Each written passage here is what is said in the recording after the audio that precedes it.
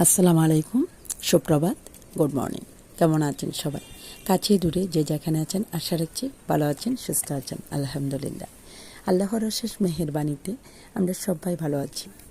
তো এই তো এখন সকালবেলা সকালে কাজগুলো শেষ করে, অর্থাৎ নামাজ কোরআন পাঠ শেষ করে আজকের ব্লগটি শুরু করলাম।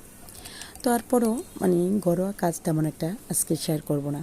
আজকে এখন সকালবেলা আসলে আমি সব কাজ সেরে প্রথমে এক গ্লাস পানি খেয়ে নেব। আর সবচেয়ে বড় কথা হলো এখানে একটা উপমা আর সিয়াসিড আমি ভিজিয়ে রেখেছিলাম, তো সেটাই এখন আমি খেয়ে নেব, তারপরে আমি কাজ শুরু করে দেব। এটা আসলে সকালবেলা শরীরটাকে খুবই সতেজ রাখে, সারাটা দিনের জন্য শরীরটা সতেজ রাখে। এমনিতে আমরা যখন সকালে খালি পেটে একটু পানি খাবো তাহলে শরীরটা কিন্তু আমাদের খুবই ভালো লাগে, ভালো থাকে।